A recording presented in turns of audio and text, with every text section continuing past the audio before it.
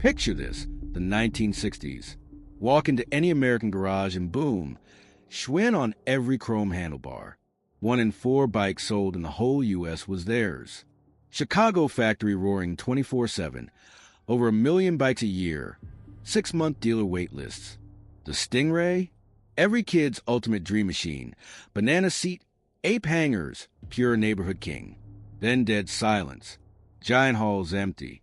Machines rusting. By 1992, the empire files bankruptcy with $75, $80 million in crushing debt. How did America's unbeatable bicycle legend implode so brutally in under a decade? One immigrant built it from zero with genius and grit. But family arrogance and blind refusal to change turned glory into ashes. This isn't nostalgia. It's a savage truth about why success dies when you stop evolving. Stick with me. We're cracking open the silent factory where a dynasty rose, ruled and crashed spectacularly. Hardheim, Grand Duchy of Baden, Germany, April 1st, 1860. In this quiet rural town nestled in the Neckar-Odenwald region, Ignaz Schwinn enters the world as the second of 7 children to Frank Schwinn, a respected master carpenter and craftsman. Frank's pride was his masterpiece, a beautifully built pump organ that still stands playable today, a testament to the family's deep tradition of precision and skill. But life in Hardheim was humble, and hardship struck early. At just 11 years old, in 1871, Ignaz stands graveside as his father's coffin is lowered into the frozen earth. Frank's sudden death leaves the family destitute. With 7 mouths to feed, Ignaz's widowed mother can no longer keep him at home. As one of the older children, he's forced to shoulder responsibility far beyond his years. Within weeks, he's sent away to a harsh vocational trade school, the kind reserved for poor boys who must learn a trade quickly or face starvation. No more childhood innocence. The days become endless hours bent over lathes, files, and grinding wheels. The instructors are stern, the work unforgiving, but Ignaz discovers a natural gift: mechanical precision. He masters gears, tolerances metallurgy, the quiet logic of how metal parts fit and function perfectly. Lonely and driven, he absorbs every lesson, turning grief into quiet determination. By around 16 to 18, sources vary slightly on exact ages, but the path is clear. Ignaz apprentices in the emerging world of bicycles. The high-wheeled ordinary, penny farthing, is sweeping Europe. Thrilling, dangerous, a symbol of modern freedom. Ignaz joins a traveling repair crew, moving town to town with a toolbox and bedroll. He doesn't just patch flats or true wheels. He dissects frames, studies chain drives, sketches improvements in worn notebooks carried everywhere. Bicycles aren't toys to him. They're the future, and he's obsessed with making them better. Around age 20, circa 1880, his talent catches the eye of Heinrich Klehr, one of Germany's leading bicycle manufacturers in Frankfurt. Klehr, building some of the earliest safety bicycles, lower wheels, chain-driven, far safe in the towering ordinaries, hires Ignaz. He starts on the shop floor but rises swiftly, mechanic to designer to works manager. By his late 20s, Klehr entrusts him with overseeing the design and construction of an entirely new, state-of-the-art factory, what becomes the legendary Adler Works, one of Europe's largest and most advanced industrial plants by the late 1880s. At 29, Ignaz has achieved what few dream of: command of a cutting-edge facility, respect in the industry, a solid living. He should be content. He's not. Germany feels crowded. Bicycle makers proliferate in every town, fighting over saturated markets. Growth is stifled. Innovation hits walls of competition and limited scale. Across the Atlantic, America beckons. Vast open spaces, exploding industry, a bicycle craze just igniting.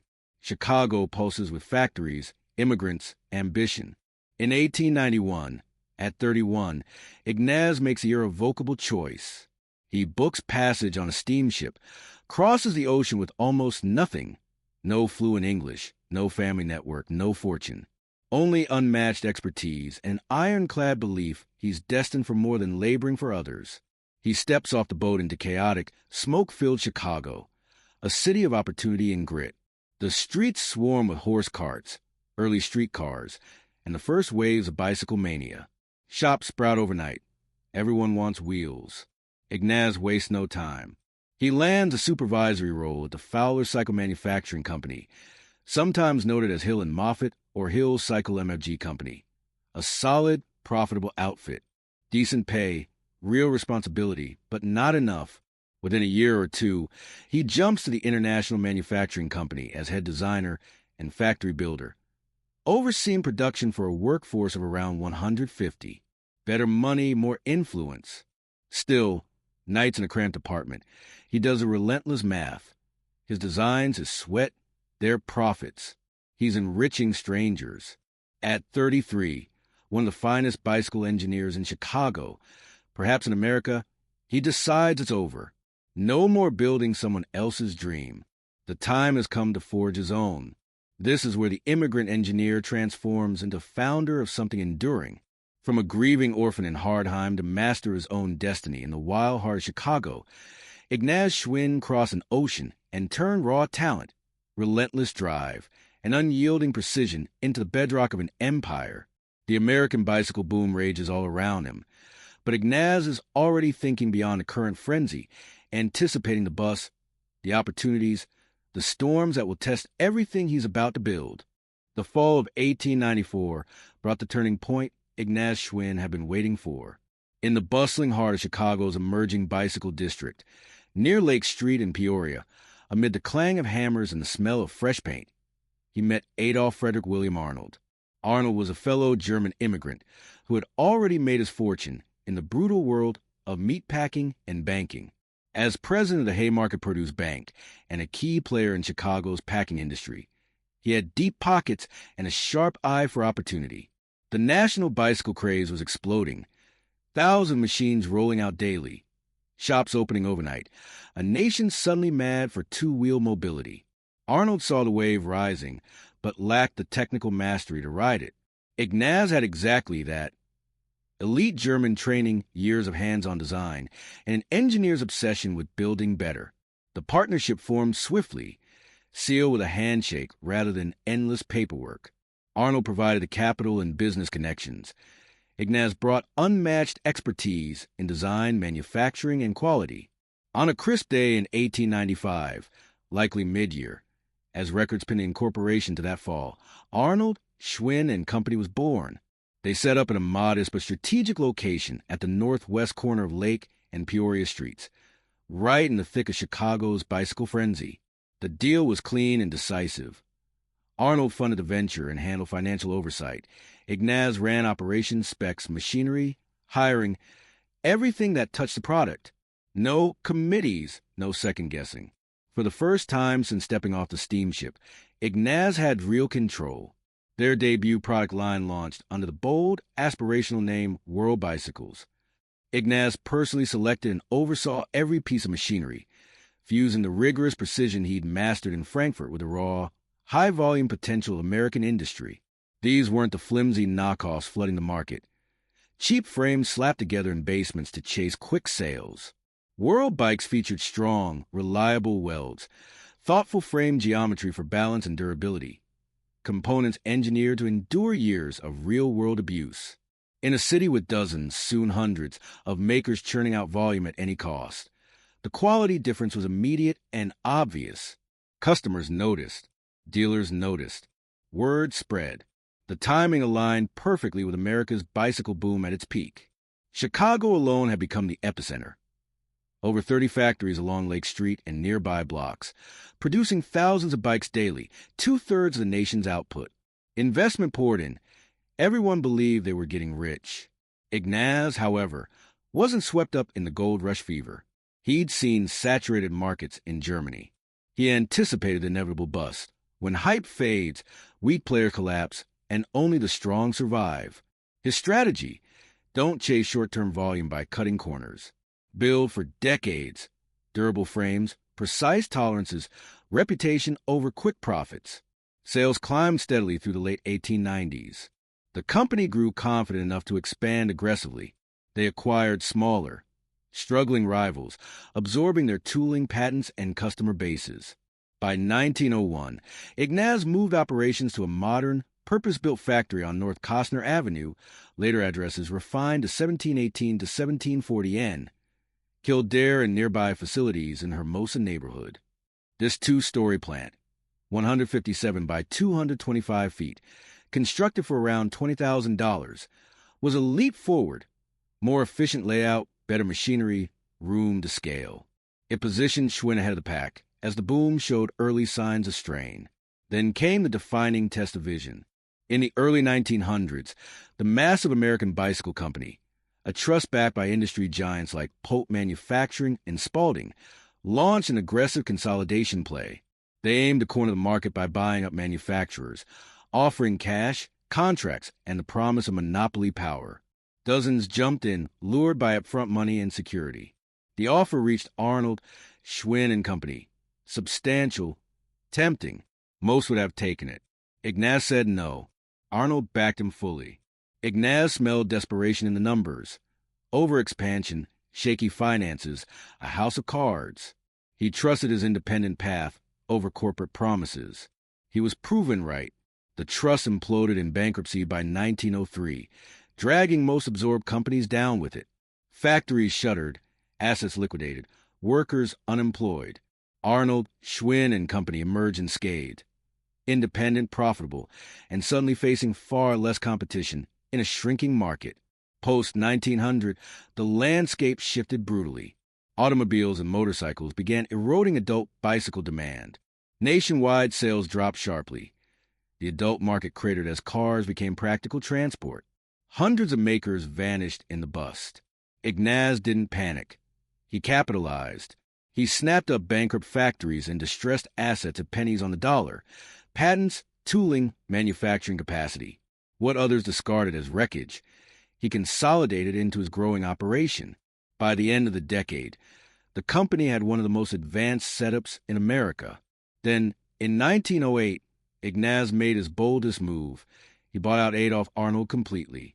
After 13 years of successful partnership, Ignaz purchased Arnold's full share, becoming sole owner.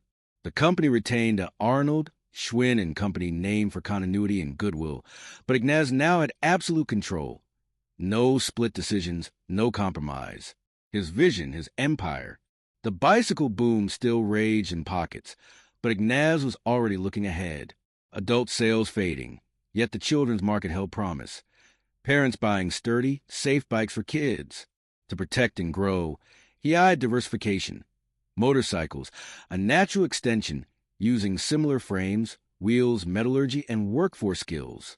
The foundation was solid, quality proven, independence secured, capacity expanded. But bigger tests loomed on the horizon. Economic storms, shifting tastes, new technologies. The empire Ignaz had forged would soon face trials that would demand ruthless adaptation. With unchallenged control after buying out Adolf Arnold in 1908, Ignaz Schwinn turned his gaze beyond bicycles. The adult market had begun its sharp decline as automobiles and early motorcycles stole the spotlight. Faster, more exciting, more practical for grown men and women. Bicycles were increasingly seen as children's playthings or short-haul transport. Ignaz recognized the risk.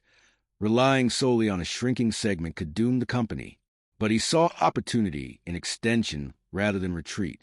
Motorcycles shared core technologies, frames, wheels, drivetrains, metallurgy, assembly processes. His workforce already knew how to braze tubes, true rims, and build reliable components. Diversify into powered two-wheelers was a natural evolution. Leverage existing skills, attract new customers, hedge against bicycle slumps. Ignaz moved decisively. In late 1911, contract signed November 14, 1911, he finalized the purchase of Excelsior Motor Manufacturing and Supply Company for approximately $147,000 to $500,000. Contemporary reports vary, with a higher figure often cited for the full deal, including assets. Excelsior, founded in 1907 and struggling financially, had built a reputation for solid singles and V-twins. The acquisition included the plant at 3701 West Cortlandt Street in Chicago, tooling, unfinished machines, and goodwill. Ignaz injected capital, stabilized operations, and ramped production.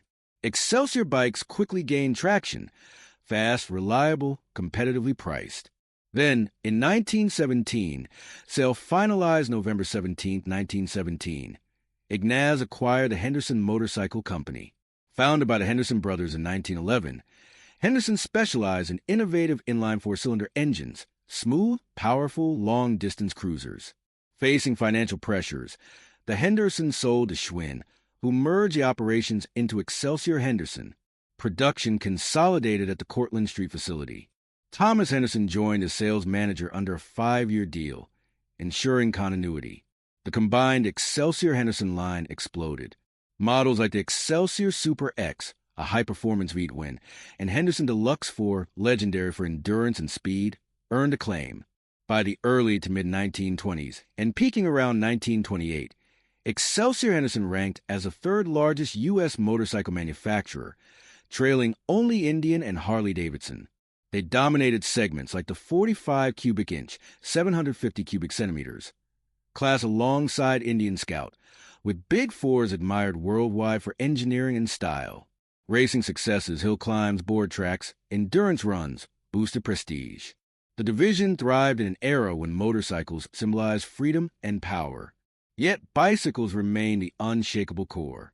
Through the post-1900 bust and consolidation, Ignaz's strategy paid off. Buying distressed assets during the decline strengthened capacity. As hundreds of small makers vanished, Schwinn emerged dominant in a smaller but more consolidated industry. By the 1910s and into the 1920s, Schwinn led global bicycle production, controlling a growing share of the U.S. market, approaching the iconic 25% hold that would solidify later. Parents trusted the name implicitly. Schwinn bikes weren't flimsy toys. They were durable, safe investments, built to survive rough play, hand-me-downs across siblings, years of abuse. The brand meant quality, reliability, longevity. Around this time, Ignaz's son Frank W. Schwinn joined the business. Born in 1896, making him about 22 to 25 when entering full-time around World War I era, with sources noting active involvement from 1918 onward. Frank had been groomed meticulously. He grew up in the factories, learning every aspect, from floor assembly to design sketches to sales floors. No silver spoon. He apprenticed as a draftsman and engineer, attended night classes, absorbed the obsessive standards his father demanded. Frank shared Ignaz's drive. Compulsive designer, always sketching ideas, blending practical grit with forward vision. His entry ensured continuity, a second generation ready to carry the torch without diluting the founding principles. Through the prosperous 1920s, both divisions hummed. Motorcycles brought excitement, speed records, and flashy profits. Bicycles delivered steady volume, unbreakable reputation, and family loyalty. Ignaz, now in his 60s and 70s, watched his empire flourish. From a broke immigrant orphan arriving in Chicago with nothing in 1891, he had become an industrial titan by 1930. 2 thriving lines, thousands employed, a name synonymous with American two-wheeled excellence. Everything he touched turned to success. Predictions proved right. Competitors fell while Schwinn rose. But survival is not immortality. The roaring 20s masked gathering clouds. The stock market crash of 1929 would unleash the Great Depression, the deepest economic catastrophe America had seen. Ignaz's genius would face its ultimate test. Could the empire adapt ruthlessly once more, or would even his iron will falter against a storm that threatened to drown everything? October 29, 1929. Black Tuesday. The New York Stock Exchange collapses in panic selling. Stocks lose billions in value within hours. Ignaz Schwinn, now 69, watches his personal investments, carefully accumulated over decades of disciplined saving and reinvestment, evaporate almost overnight. The man who would build an empire from nothing is not bankrupt, but the blow is deep and personal. Unlike many industrialists who cling to hope of a swift recovery, Ignaz sees the deeper truth unfolding. This is no ordinary downturn. This is the prelude to catastrophe. By the summer of 1931, the signs are everywhere and undeniable. Unemployment surges past 15% and climbs relentlessly toward 25%. Banks fail by the thousands, over 9,000 by decade's end. Factories shutter. Bread lines stretch around city blocks. Families burn furniture for heat. In this new reality, anything non-essential becomes expendable. Motorcycles, with their powerful engines, gleaming chrome, and promise of thrill and status, are pure luxury. People aren't buying speed and freedom anymore. They're scraping together coins for bread and coal. Ignaz calls a meeting at the Chicago headquarters with the entire Excelsior Henderson Division leadership. Engineers, managers, production heads, salesmen. The room is packed and tense. Order books remain healthy. Backlogs exist. They are still the third largest motorcycle maker in America, trailing only Indian and Harley-Davidson. Demand has not yet collapsed entirely. Profits are holding. Everyone expects talk of belt tightening, temporary layoffs, perhaps model reductions. Instead, Ignaz delivers 5 words that freeze the room. Gentlemen, today we stop. He orders a complete, immediate shutdown of the entire motorcycle operation. No gradual phase-out. No running out existing inventory. No half measures. Shut it down now. The room erupts in disbelief and protest. We have orders waiting. We're profitable. Why kill the golden goose? This is madness. Ignaz stands firm, his voice calm but unyielding. He explains with the cold precision of a man who has already survived hard times in Germany and watched bubbles burst before. Motorcycles are discretionary spending. In a depression he predicts will drag on for years, perhaps nearly a decade. People will sacrifice luxuries first. Bicycles, however, are essential. Cheap transportation for families who can no longer afford gasoline or streetcar fares. Working-class parents can still buy a sturdy bike for their children to get to school. Delivery boys need wheels. Running 2 separate divisions will split cash reserves, divide management focus, drain resources, and likely kill both operations. Better to make the brutal choice. Sacrifice the exciting, profitable motorcycle business to preserve the essential bicycle foundation. The decision is executed with surgical speed. By September 1931, Excelsior Henderson is dead, machines silenced, workers reassigned to bicycles where possible, laid off where necessary. Tooling, parts inventories, and engineering knowledge are redirected. Ignaz, now nearing 71 and increasingly delegating day-to-day operations, hands leadership of the bicycle division to his son Frank W. Schwinn, 35 years old, factory floor seasoned, and ready to prove himself. Frank does not simply maintain the status quo. He seizes a crisis as a chance to reinvent, drawing on everything the motorcycle division had taught them: bold styling, chrome accents, aggressive lines, the illusion of power and speed. He applies it to bicycles targeted squarely at children and teenagers. The adult market has collapsed. The future lies with kids who dream of adventure and rebellion even in hard times. In 1933, Schwinn introduces the B-10 motorbike. This is no ordinary bicycle. A streamlined frame with a faux gas tank, headlight nacelle, and motorcycle-inspired aggressive styling. It looks fast and tough even standing still. But early feedback reveals a problem. The ride is harsh on the narrow, high-pressure tires standard in the industry at the time. Frank identifies a fix immediately and pushes for a radical solution.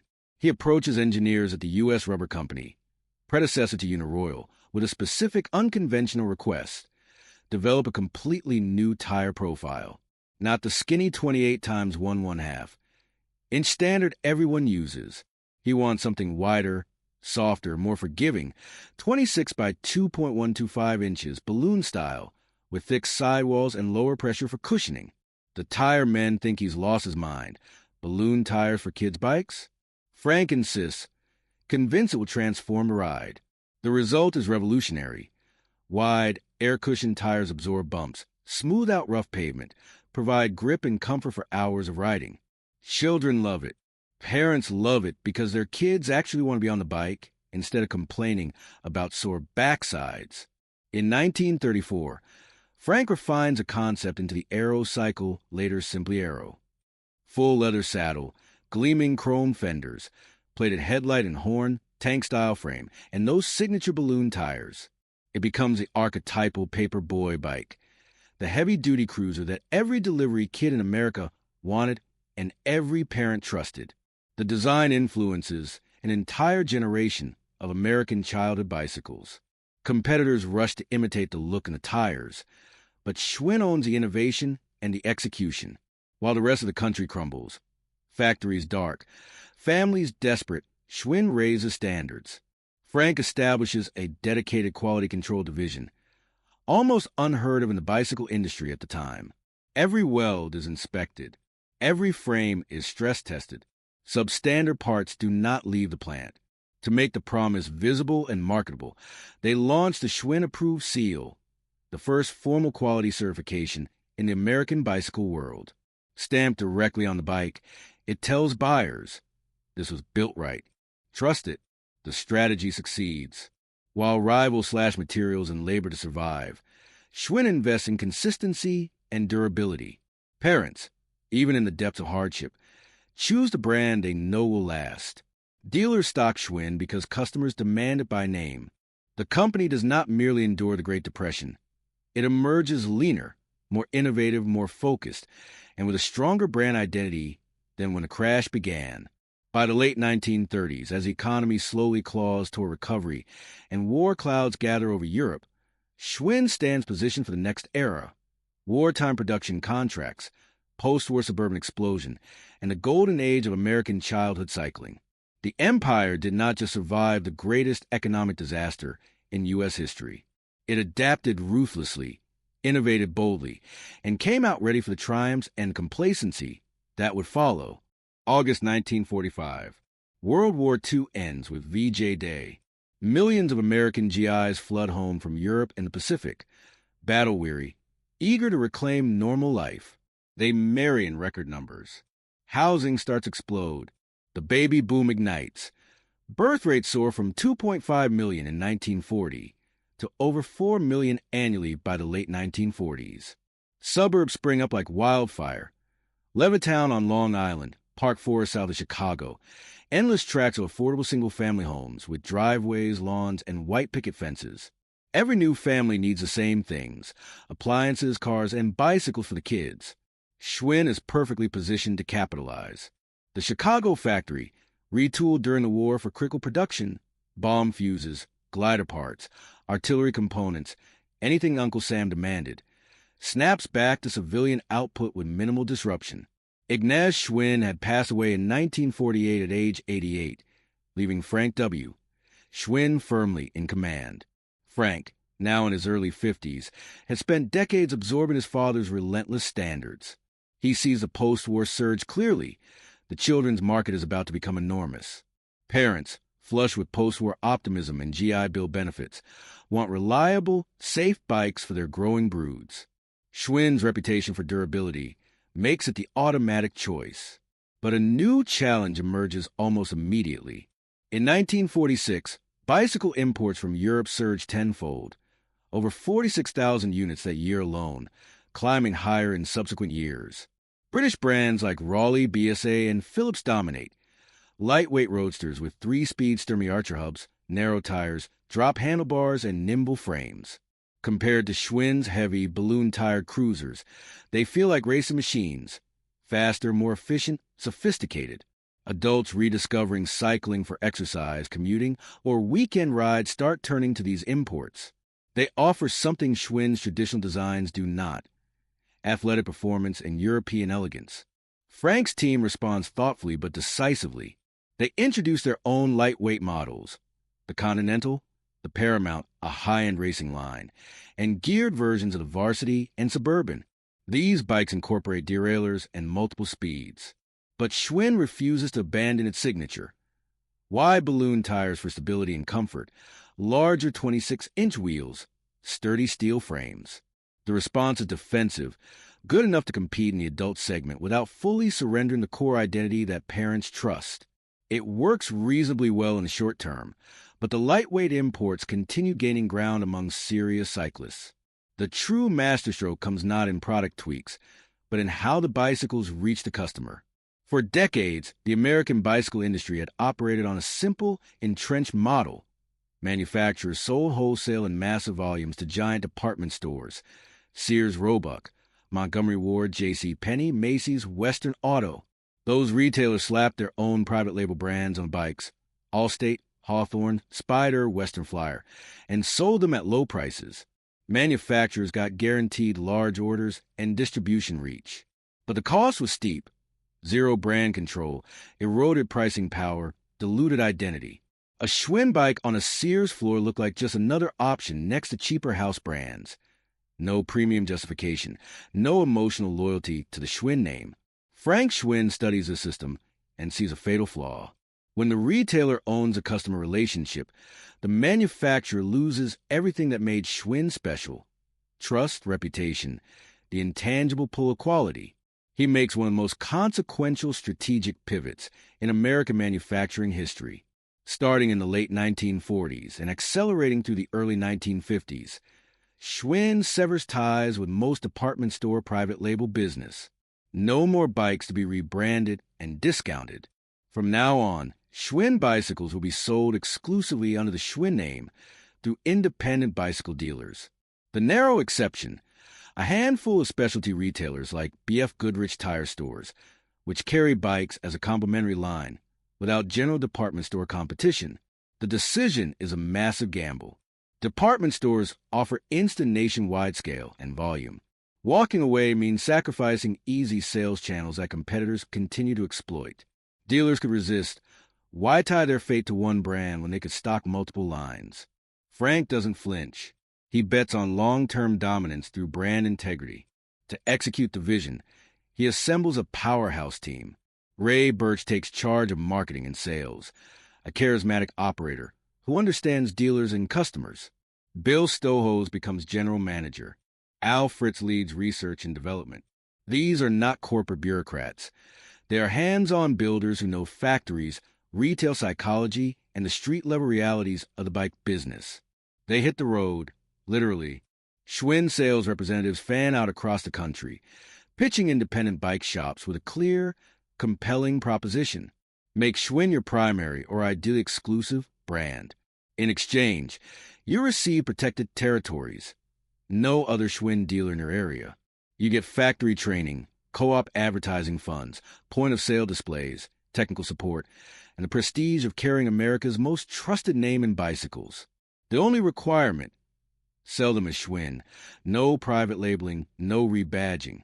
Customers walk in knowing they're buying the real thing. For dealers, it's a transformative but risky choice. Exclusivity exposes them if Schwinn falters.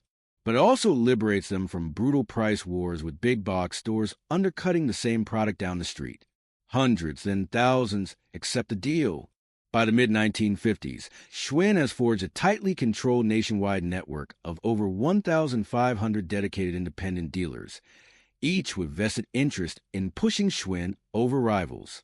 The results are transformative. Schwinn regains pricing power. Dealers can charge premium prices because the brand commands it. Margins improve across the chain. Customer loyalty shifts decisively to Schwinn, not the retailer. The company controls the message, the experience, the story. Meanwhile, the Chicago plant on North Costner Avenue becomes a monument to American industrial might. By the late 1950s and through the 1970s, it runs 3 full shifts, employing around 1,800 workers at peak. Assembly lines pulse with precision. Frames hand-brazed, paint booths applying flawless finishes, every component individually inspected. Frank maintains obsessive quality control. One bad weld, one faulty part, could shatter the trust the entire system depends on. Production exceeds 1 million bicycles annually at its height. The dealer network ensures consistent demand. Schwinn holds approximately 25% of the entire U.S. bicycle market for 2 full decades. 1 in every 4 bikes sold carries the name. This is not luck. It is a direct result of a distribution strategy so effective that business schools still dissect it today. This is Schwinn at its absolute zenith, the post-war golden age. A family business elevated to an unassailable empire through ruthless focus on brand integrity, dealer loyalty, and obsessive quality.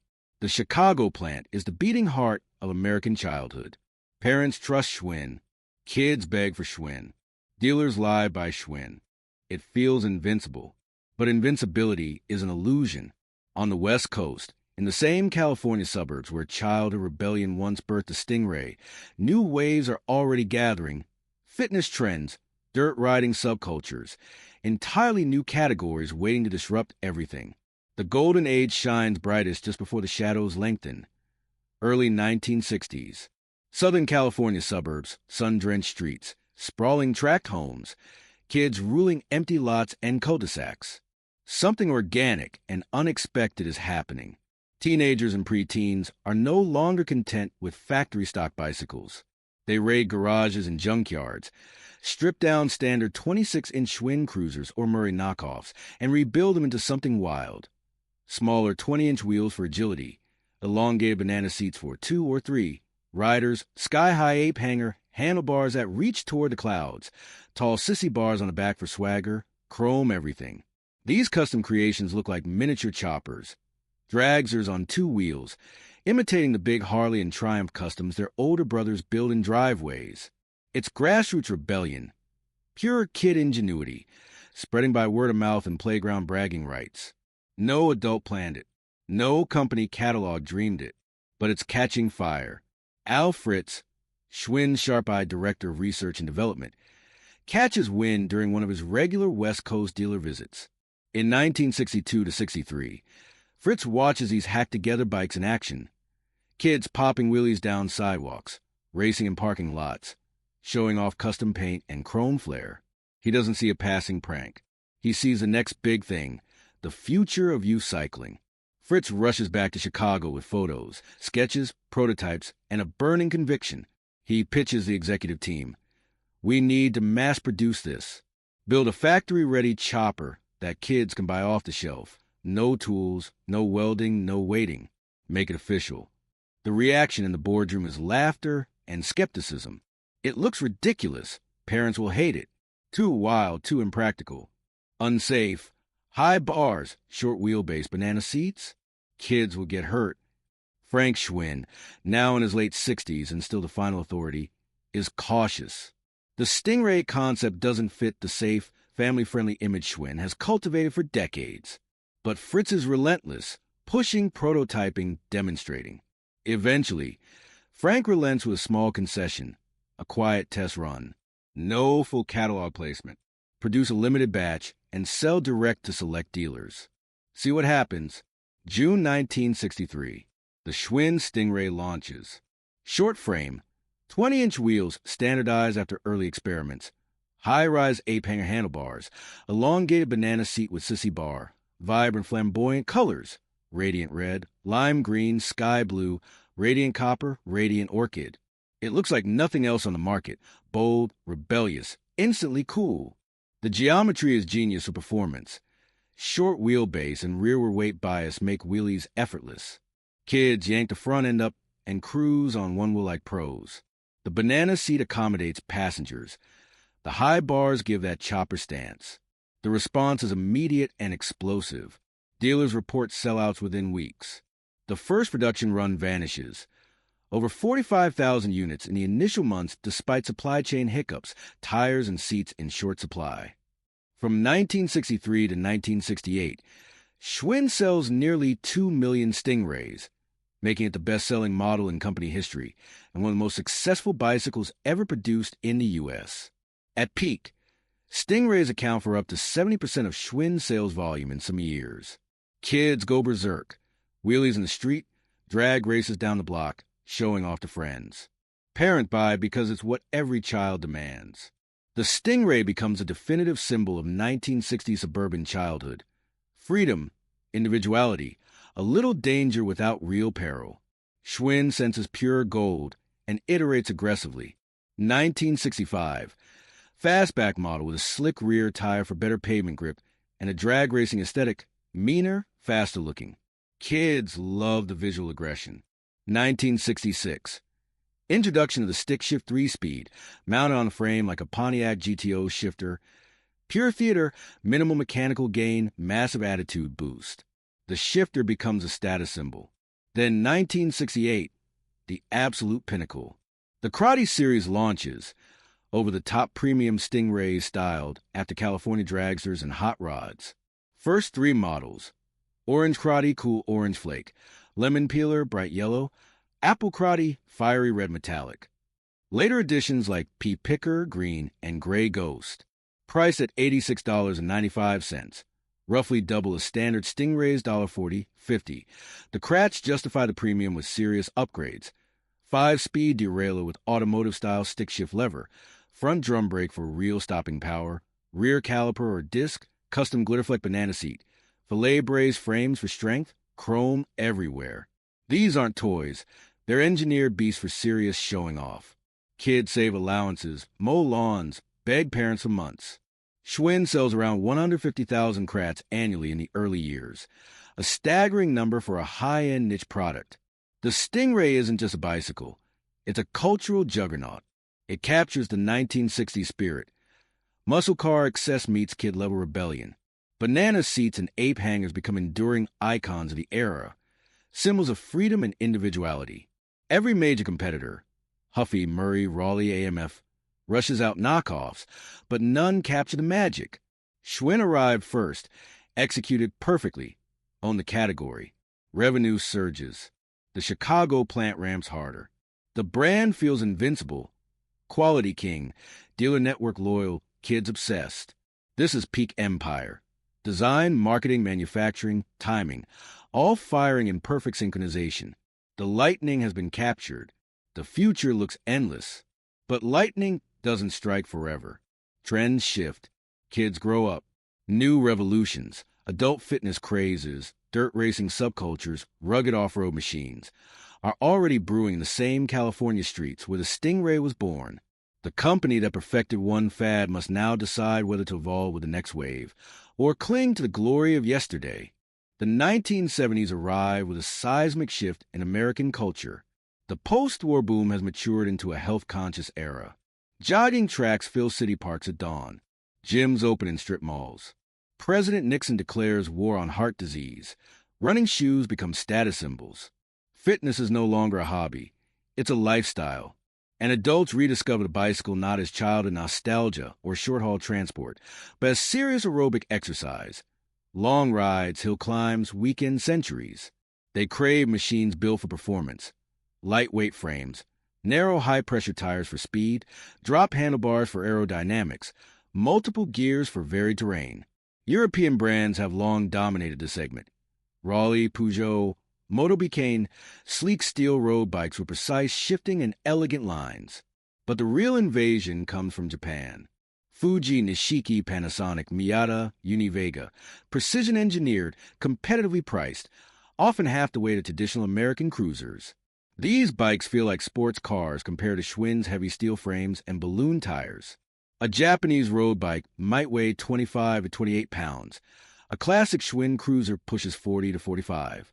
The efficiency gap is obvious. Imports climb hills easier, accelerate faster, cruise longer with less fatigue. Schwinn's response is measured but ultimately insufficient. Frank Schwinn and his team introduced geared lightweights, the Varsity, 10-speed derailleur model, suburban collegiate, adding shifters, narrower tires, and some frame refinements. The Paramount Racing line gets updates for serious cyclists. These bikes sell reasonably in the entry-level adult market, but Schwinn refuses to fully commit to the lightweight revolution. They cling to signature elements. Wider tires for stability, larger 26 or 27-inch wheels, robust steel construction. The philosophy remains: build durable, family-safe bikes that last generations, not razor-thin race machines. Leadership views the athletic shift as niche, a fad for enthusiasts, not mainstream family buyers. This misjudgment proves costly. The adult bicycle market explodes in the 1970s. Sales double nationwide as fitness booms. Imports capture the lion's share of the performance segment. Japanese brands flood dealers with quality, value, and modern styling. Schwinn share a road steadily. The company remains locked in its core strengths: kids' cruisers, Stingrays, heavy-duty models, while the fastest-growing slice of the pie slips away. By the late 1970s, Schwinn is increasingly seen as the kids' bike company, not the all-around leader it once was. Meanwhile, on the same sun-baked California streets where the Stingray craze was born, another revolution is brewing. Kids take their banana seat bikes beyond pavement, into dirt lots, construction sites, dry riverbeds. They build jumps from dirt piles, race through mud, skid around corners, crash hard, and get back up. Bicycle motocross, BMX, is born. By 1974 to 1975, it's organized. Local tracks, national series, sponsorships, magazines like Bicycle Motocross Action. Riders demand bikes built for abuse. Reinforced frames, knobby tires, strong components that survive brutal impacts and jumps. New companies emerge to meet the demand. Skip Hess founds Mongoose in 1974 specifically for BMX. Light, tough, race-ready machines with moto-inspired geometry. Gary Turner starts GT Bicycles around 1972 to 1973, focusing on BMX frames and components. Both brands explode in popularity, building dedicated racing teams, co-followings, and dealer networks. BMX becomes a legitimate youth sport, fast, dangerous, thrilling. Schwinn leadership watches closely but hesitates. Frank Schwinn, nearing retirement age and protected with a family legacy, worries about liability. BMX is rough. Crash is inevitable. Parents would sue if kids get hurt on a Schwinn-branded bike. The company's carefully cultivated image, safe, quality, family-friendly, could suffer irreparable damage. Early attempts are half-hearted. The Scrambler, mid-1970s off-road cruiser, and competition models borrow some BMX styling, but they remain heavier, less specialized, and arrive too late. Schwinn views BMX as too niche, too risky for their core brand. They delay meaningful entry, letting Mongoose, GT, and others dominate the category from the start. The adult fitness wave and BMX surge marked the first clear cracks in empire. Schwinn still dominates kids' cruisers and holds strong market share overall, but the company is missing the fastest-growing segments. Imports erode adult sales. New BMX brands capture youth rebellion. The golden age glow begins to dim. Worse storms are gathering. On those same California trails where BMX was born, riders are pushing further, off-road, down mountains, on fire roads. A new category is emerging, mountain biking. And this time, the revolution will be even harder to ignore. The empire that captured lightning with a stingray now faces a choice: adapt to the gathering forces or cling to past triumphs. The decisions made in the coming decade will determine whether Schwinn endures as an icon or begins a long slide into history. The mid-1970s marked the moment when youth cycling begins to fracture into entirely new directions Schwinn watches from the sidelines with growing unease. In Southern California, the same kids who once customized Stingrays for wheelies and street shows are now taking their bikes off pavement. Dirt lots, vacant construction sites, dry riverbeds become battlegrounds. They build jumps from piled earth, race through ruts, skid around berms, crash hard, get up, and do it again. Bicycle motocross, BMX, is no longer casual play. By 1974 to 1975, it's organized. Local tracks with starting gates, national series sanctioned by the National Bicycle League, NBL, and American Bicycle Association, ABA. Sponsors stepping in, magazines like BMX Action fueling the hype. Riders demand bikes engineered for punishment. Reinforced chromoly frames, knobby BMX-specific tires, strong three-piece cranks, freestyle and racing geometry that can survive repeated jumps and hard landings. Schwinn leadership sees the trend early. Internal memos and dealer feedback mention BMX growing fast, but hesitation sets in quickly. Frank Schwinn, still guiding strategy into his late 70s before retirement, and the management team worry about liability. BMX is rough. Crashes are frequent. Injuries inevitable. A child hurt on a Schwinn-branded BMX bike could invite lawsuits that damage the family's carefully guarded reputation for safety and quality. The brand's image, built over decades as a trustworthy choice for parents, is family-friendly, durable, wholesome. Diving into a sport perceived as dangerous and rebellious risks alienating the core customer base. Schwinn's response is tentative and late. In 1975, they introduced the Scrambler, a rugged off-road cruiser with knobby tires and moto styling, but it's essentially a modified heavy cruiser, not a purpose-built BMX racer. Later competition models borrow some aesthetics, but they remain heavier, less agile, and arrive years behind the curve. Meanwhile, new specialists seize the void. Skip Hess launches Mongoose in 1974 explicitly for BMX. Light, tough, race-focused frames that dominate early nationals. Gary Turner founds GT Bicycles around 1972 to 1973, focusing on BMX frames and components, building a cult following through racing sponsorships. By the late 1970s, Mongoose and GT owned the category. Dedicated teams, dealer loyalty, innovation pay Schwinn can't match. Schwinn lets others define and dominate the future of aggressive youth cycling. The 1980s bring an even larger wave, one that starts small but grows into a tsunami. In Marin County, California, a loose group of riders, known as a Larking Crew, modify old single-speed cruisers clunkers with fat knobby tires, cantilever brakes, and reinforced frames to bomb down repack fire roads and Mount Tamalpais trails. What begins as informal downhill runs evolves into a new sport, mountain biking. By 1981, Specialized releases the Stump Jumper, the first mass-produced mountain bike with purpose-built chromoleaf frame, index shifting, and geometry for off-road control.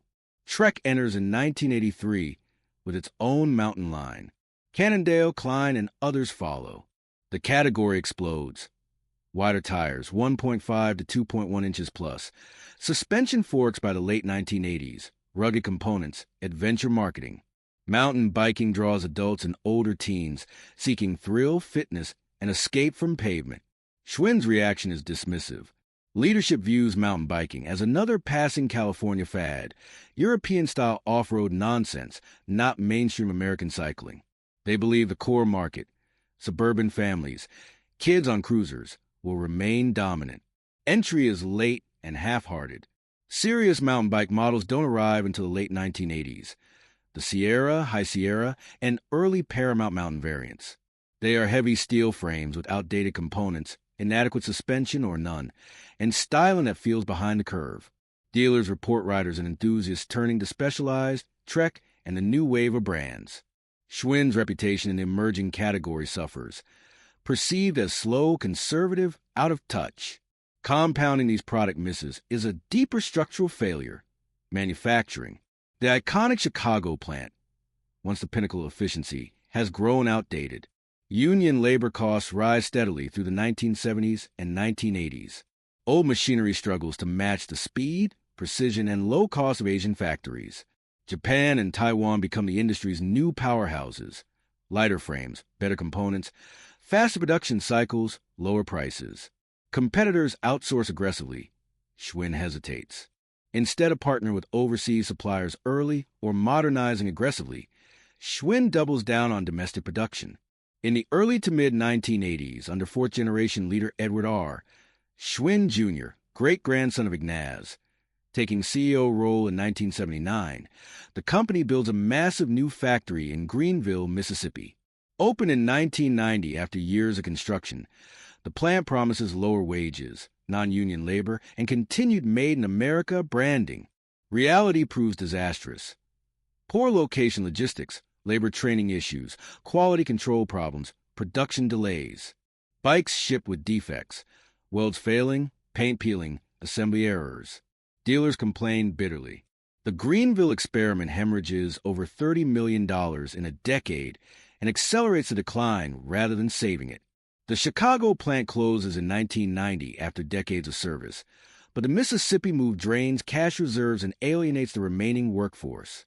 Arrogance takes deeper root.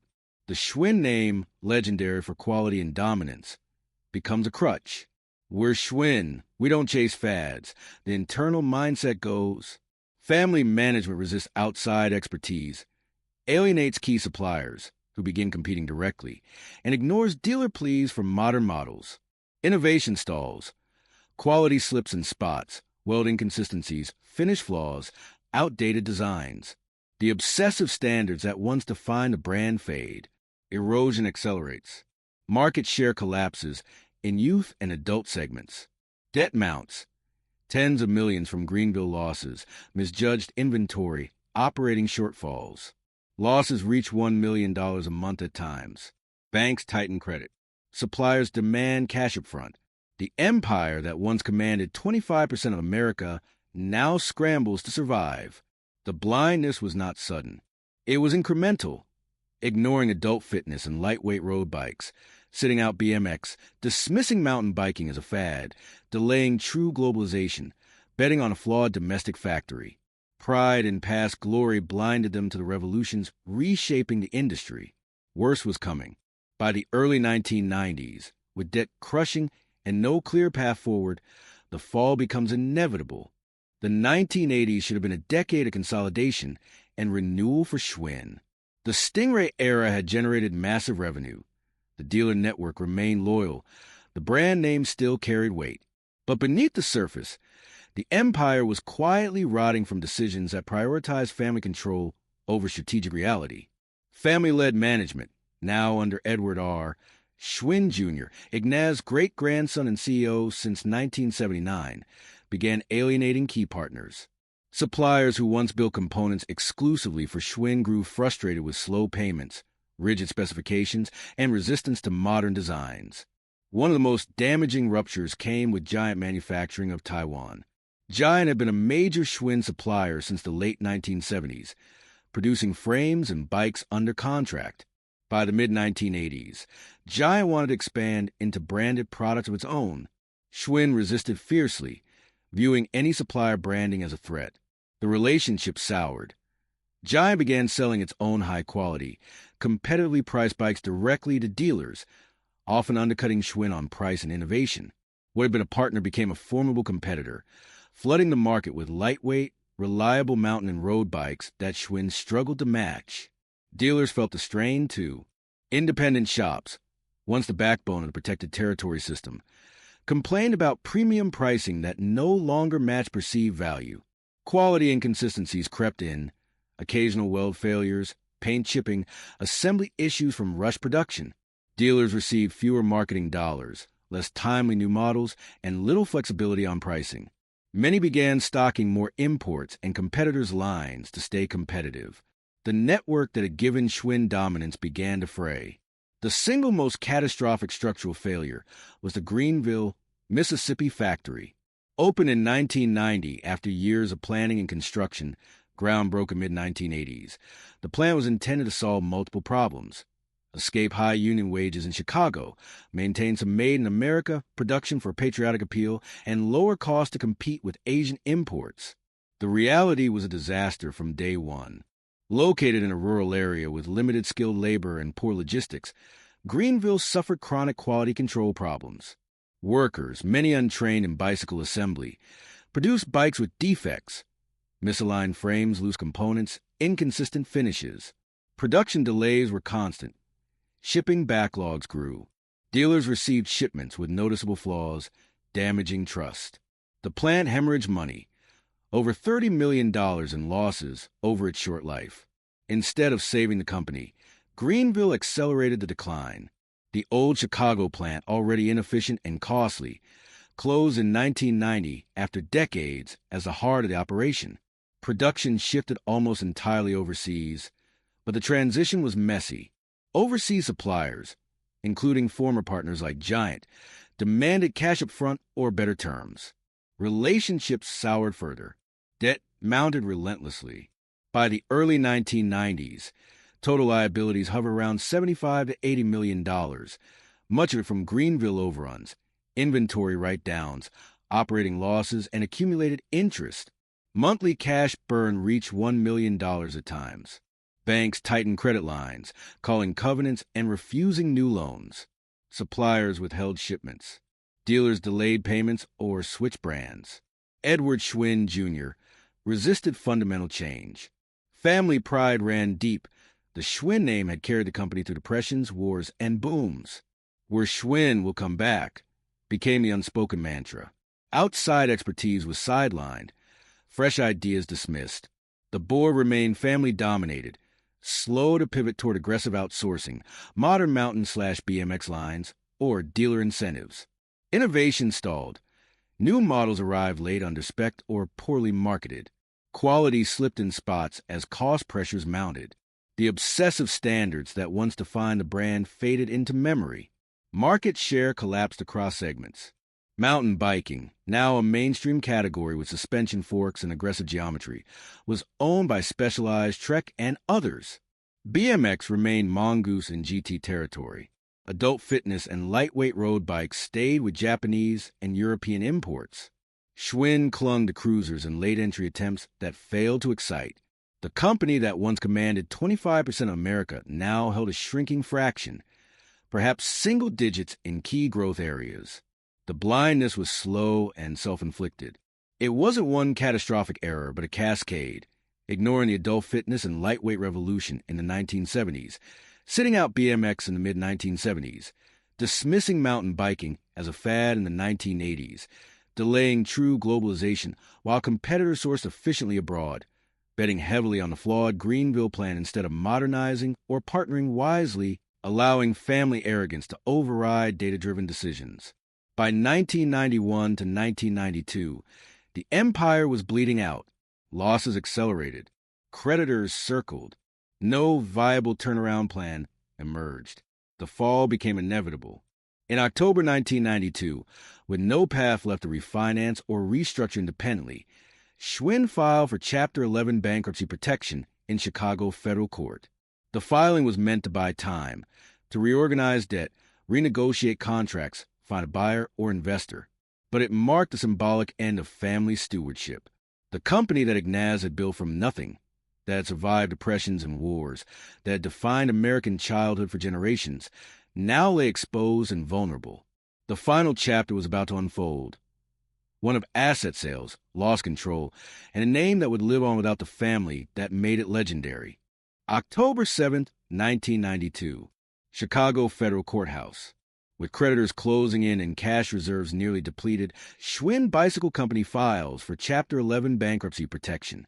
The petition lists assets of approximately $78 million against liabilities nearing $82 to $85 million. Final court figures vary slightly by source, but the crushing debt is clear. Monthly operating losses have hovered around $1 million. Banks have frozen credit lines. Suppliers refuse shipment without upfront payment. Edward R.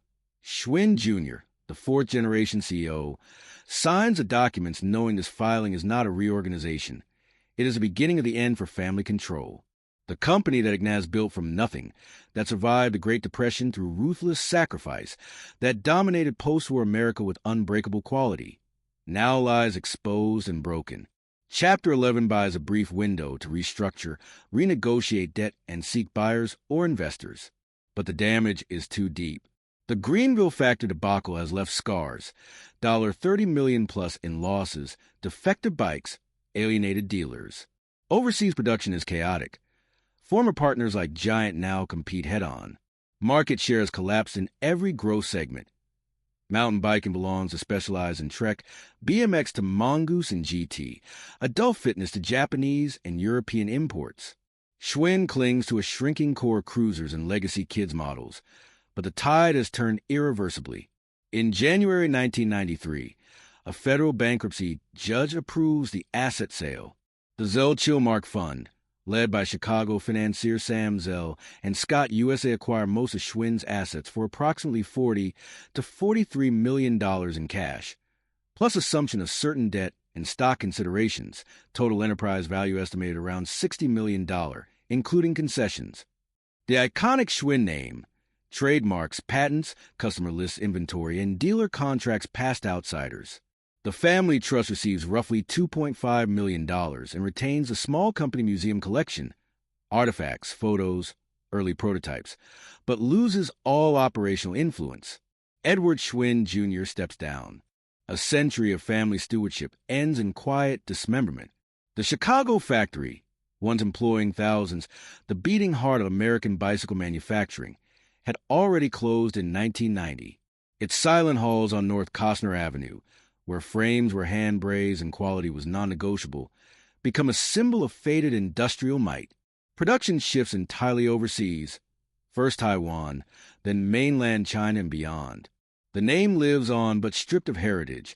Mass-market bikes produced cheaply for big-box stores, far from the obsessive standards Ignaz demanded. Schwinn's collapse was never a single catastrophic event. It was a long, slow, self-inflicted erosion spanning 2 decades. Ignoring the adult fitness boom and lightweight road bike revolution in the 1970s, allowing Japanese and European imports to capture the fastest-growing segment. sitting out BMX in the mid-1970s, letting Mongoose and GT define and dominate aggressive youth cycling, dismissing mountain biking as a passing California fad in the 1980s, entering far too late with heavy, outdated models while Specialized, Trek, and others seize the adventure market, delaying true globalization, resisting aggressive, outsourcing while competitors sourced efficiently and innovated faster abroad, betting heavily on the flawed Greenville, Mississippi factory instead of modernizing or partnering wisely, hemorrhaging tens of millions in a failed attempt to keep production domestic, allowing family arrogance to fester, the belief that the Schwinn name alone would protect them, that legacy trumped adaptation, that outside expertise and fresh ideas were unnecessary. Quality slipped in places. Innovation stalled. Dealer loyalty frayed. Debt mounted until it crushed everything. Today, the lesson endures as starkly as the empty Chicago halls once did. Empires built on relentless innovation, obsessive quality, and bold vision can dominate for generations. Ignaz Schwinn crossed an ocean with nothing but skill, hunger, and determination. He survived saturated markets, economic busts, world wars. He adapted ruthlessly, killing a profitable motorcycle division to save the essential bicycle business, reinventing during the Depression, mastering distribution post-war, capturing cultural lightning with the Stingray. But empires endure only when leaders remain hungry, humble, and relentlessly forward-looking. When they rest on laurels, assuming past triumphs will shield them from tomorrow's revolutions, the end comes. Not with sudden crash, but with silent factories, sold-off assets, and a name that outlives a family that made it legendary. The Schwinn name survives today, revived under new ownership, sold in big-box stores and online, a mass-market brand far from its premium roots. But the legend of its rise and fall warns across generations. Adapt or rust. Cling to yesterday's glory, and the world moves on without you. Ignaz arrived in Chicago in 1891 with a toolbox and a dream. His descendants forgot the hunger that started it all. And so the American bicycle dream, born in immigrant ambition, forged in crisis, crowned in golden decades, faded into history, a cautionary tale etched in rust, regret, and the quiet echo of empty factory floors. And